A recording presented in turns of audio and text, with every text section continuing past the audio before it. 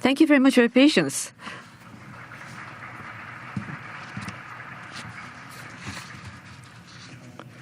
I'm Masahiro Miwa.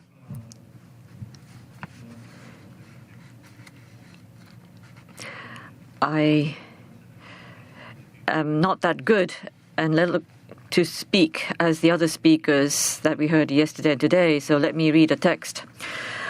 Following the wonderful presentations that we have heard yesterday and today, it is indeed a great pleasure and honor to be given this opportunity to join them as one of the speakers. I would like to pay my due respect to the organizer and to all of the speakers.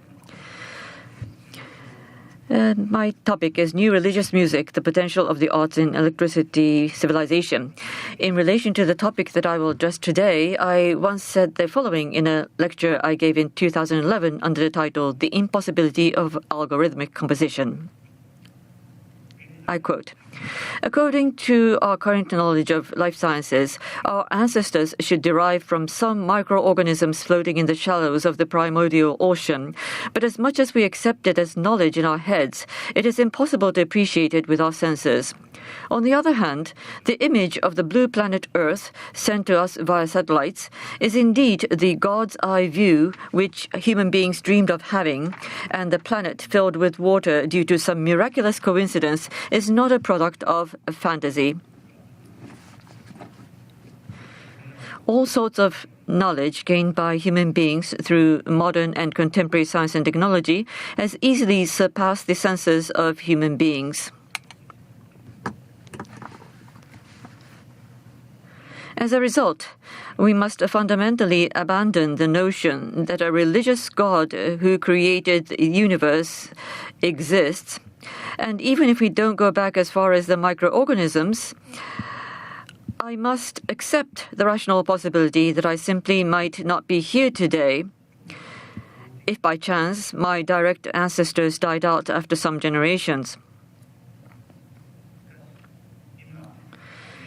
Is it, however, possible to even think about oneself who might not exist here and now?" End of quote. There is no mistake in saying that if you wish to know the essence of something, you need to identify its origins. As a composer, I have been continuing to seek for the origins of music, and as such, I feel myself to be a close friend of today's scientists who have been researching the origins of human beings through biological science. My pursuit with music, however, is different from studies on music history or musicology. It is deeply tied to inquiring about the origin of I, who for sure exists here and now. By the way, I mean I, the subject, in the philosophical sense, which I will differentiate from Miwa, that is I, the speaker. Each person experiences art, music in a separate and unique way and assigns different values to the experience which cannot be generalized. This is definitely because it depends on the mystery or uncertainty as to where I, the subject, come from. Where do I, the subject, come from? Is sexual reproduction and cell division the answer? No. I, the subject, is not asking about that process. I, the subject, live in this world, which combines limited matters existing in space and make sexual production and cell division possible. I am asking where this I comes from. In human history, people at all times and places continue to hold this simple question or uncertainty in mind and sought their answers in various forms of religion. This question has always been directed to some kind of a religious god or to ancestors. The quest was accompanied at all times by specific songs, dances, paintings, and other forms of human activities based on their faith, which in modern days have come to be called art. In other words, the origin of art, music, is clearly a part of these religious activities of human beings, and I would even go further to state that they define it. But today, in this modern society in which God is dead, borrowing from Nietzsche, or where Lyotard's grand narrative has broken into pieces, if we were to respond to the mystery or uncertainty that human beings feel, there are only two possible attitudes to be taken. One is to invent an unknown God, which only I, the subject, can be persuaded of, and to believe in him, however irrational that may be. Another is the attitude to keep such a mystery to oneself, pretending that it never existed. The Japanese society in which I, the speaker, lives is about to choose the latter with great enthusiasm. That attitude, however, could never be an answer, and is like an act of terrorism which destroys the mystery or uncertainty held in secret by all human beings. I, the subject, would never be saved. Or to put it another way, if such a choice could be made, I, the subject, would fall apart. I, the speaker, therefore considered the former attitude. For example, many Japanese people do not follow any specific religion, but they would visit Shinto shrines in the New Year, vow their love in Christian-style weddings, and follow the Buddhist traditions when they die. People with true faith might think of them as having no principles, who appear to be victims of commercialism. But the fact that such religions are relied upon at important events of people's lives, and the fact that even in today's world, Japanese people think that it is a natural thing to do and ask no questions about it, is a fact worthwhile noting.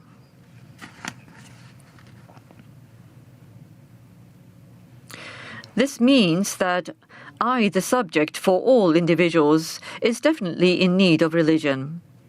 Such a craving for faith cannot be replaced by something else. But at the same time, it seems less important for Japanese people as to which religion it is. It does not have to be any existing religion. It could be just an unknown God only for that particular I, the subject. It might just be performing a good luck ritual or reciting some magic words that everyone knows.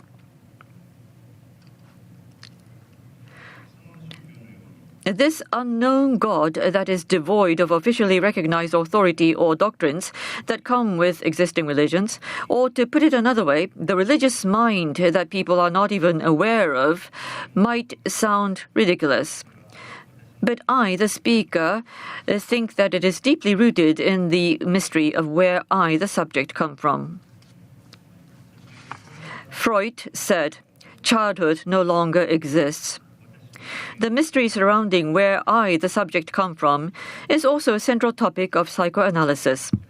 Of course, Freud was an atheist, and to him, religion was yet another form of transference or an illusion. But in any case, he tried to elucidate its inevitability and the mental mechanism behind it. Here, it was the language which played a decisive role. When infants acquire language, they become part of the symbolic world, and I, the subject, is born. This birth is of a different dimension from biological birth. Jung would have said, the religious gods of humanity were created by the inner holiness embraced by I, the subject, who lives in the world of languages.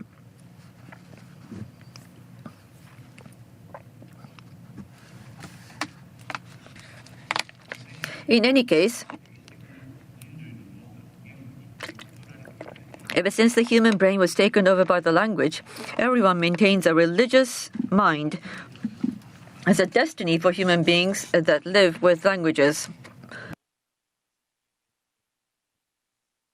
Or, as a neuroscientist Damasio says, it is inevitable for the human brain that develops the autobiographical self. Such a mental mechanism sometimes acts like gods towards I, the subject, also in cases not limiting to cults, and with such an overwhelming reality that I, the subject, may be coerced to fight holy wars or to commit even a murder. This is suggested by various cases of mental illness. Where did I, the subject, come from?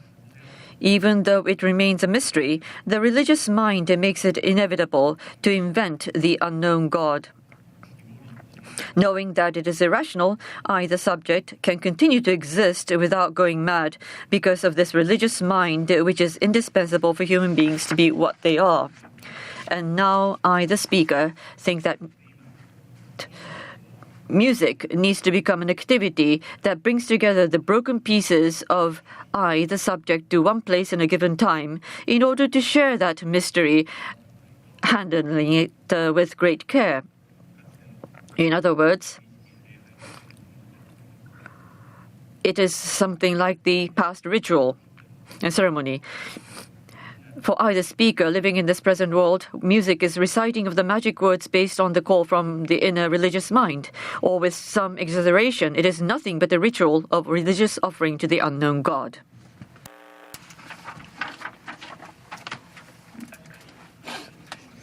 In the past, music was a part of rituals, and my wish has always been to compose music for rituals.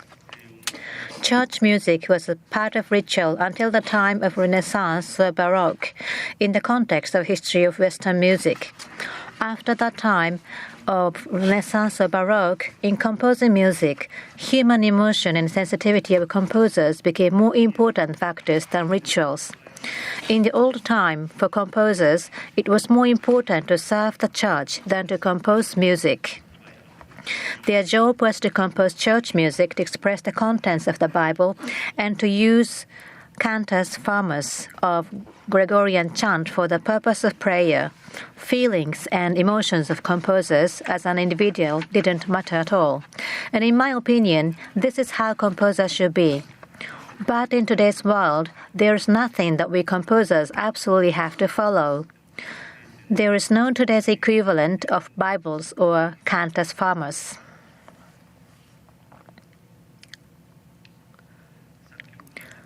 Something that composers absolutely have to follow. It shouldn't be arbitrary preference or individual composer. It should be something very robust and reliable, which is comparable to old days religion or teachings. For me, the only thing which deserves to follow is logic or mathematics. We are living being surrounded by digital technology, which is based on modern logic. And through those technologies, we've come to believe massive amount of time and space, which are beyond the ability of human imagination to grasp.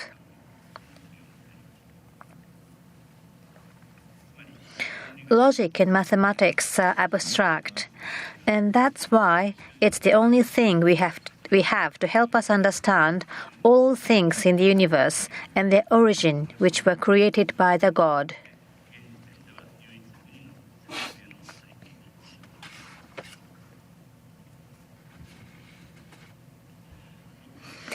I, the speaker, composed the structure of the music in the form of algorithm. This is my way of creating lyric using formal language rather than free-form language. These lyrics are logically perfect, in other words, bug-free. These lyrics are mounted on computers as computer programs and become reality only when they are played by computers at one particular place and time. The sound there is determined by the algorithm I created, and the result of the algorithm is played as religious offering. Or in other words, my lyrics are read aloud. This is what composing music means to me.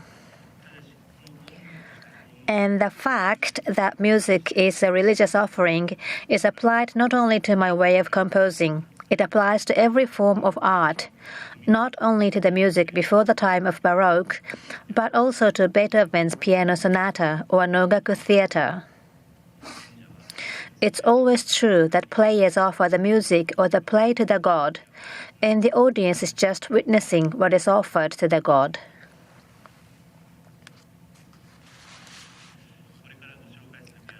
The piece by the piano I'm introducing to you.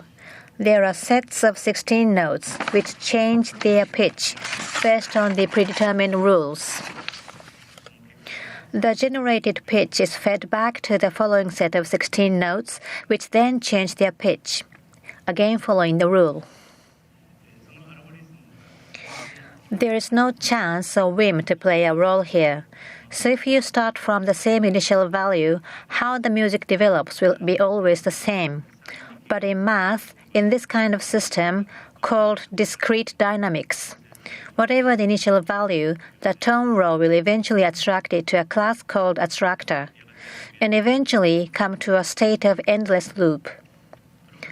When the program detects this kind of endless loop state, it moves one note based on a rule to change the dynamic trajectory.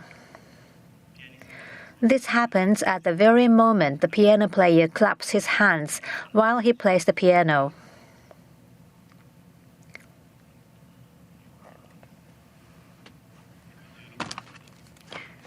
Those are 16 notes. It's difficult to see, but these are 16 notes. This is the program that I created.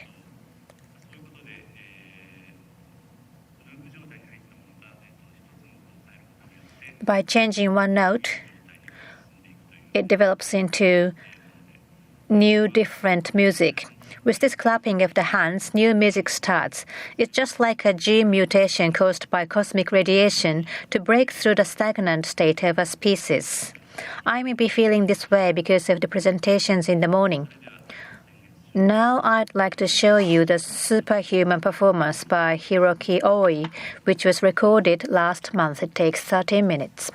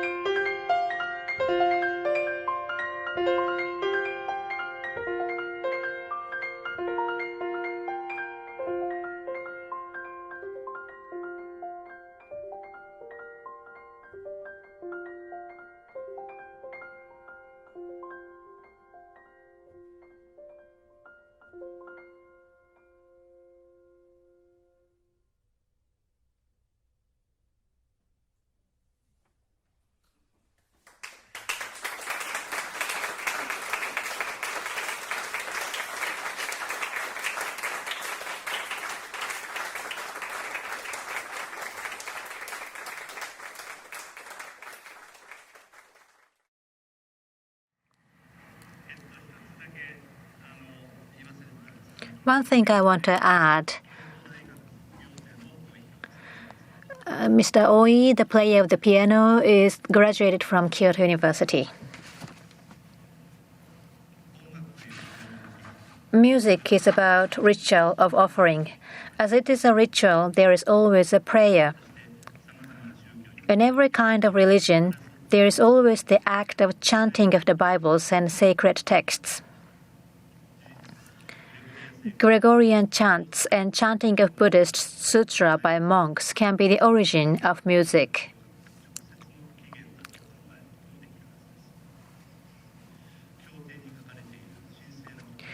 Chanting of sacred texts. This suggests that voice is not just a tool for communication or expression. This suggests that it has some fundamental meaning to it associated deeply with the origin of the subject. Just reading sacred texts may help you to understand the text, but it's not enough to offer a prayer. Together with Mr. Noriyasu Sakonda, we have long thought about voice through activities as 4-month brothers. Our focus has been to create voice without an owner. It's about creating artificial voice to sing and speak using modern time technology.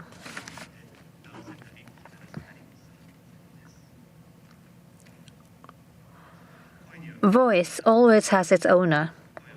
Voice is intangible, but it's a sound to suggest the existence of the owner. If we create an artificial voice, what is I, the subject, hearing?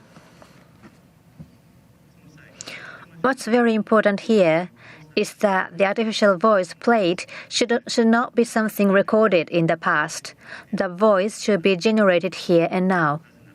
Because if it's a recorded voice, it doesn't mean that someone is chanting here and now. I think this is true not only to songs, but also to any kind of music. Based on this philosophy, we 4-month brothers have never used sampling technologies and instead used good and old technology called 4-month synthesis.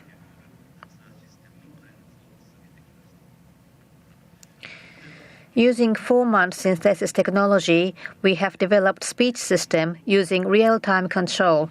Today, I can't talk about the history of what we have tried, but I'd like to show you the culmination of our efforts. It's a duet by a person and a machine singing a religious song, Stabat Mater, composed by Pagelezi. Sopranist Reisho Sakai and a pianist Uzi Okano will sing this song using accordion.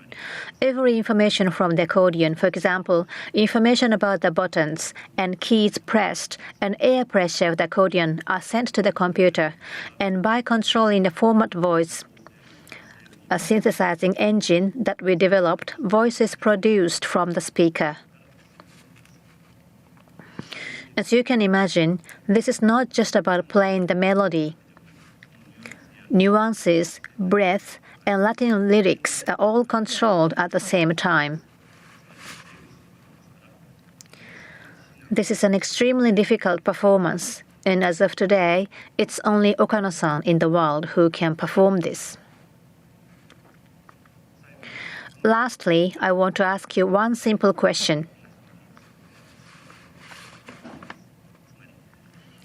When a person offers a prayer by singing through a machine, is it a real prayer?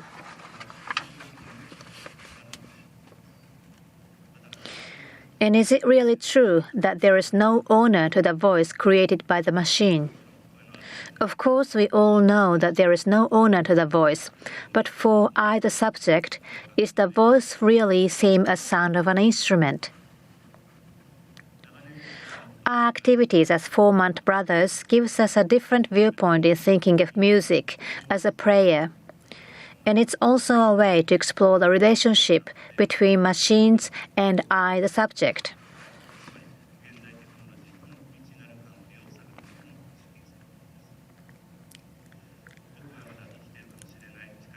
Within my lifetime, people say that in the near future, artificial intelligence will surpass the human intelligence. When that happens, can I, the subject, remain the same? Or should I, the subject, remain the same in the first place? That's the question music and art have to answer. Now I'd like to introduce the music.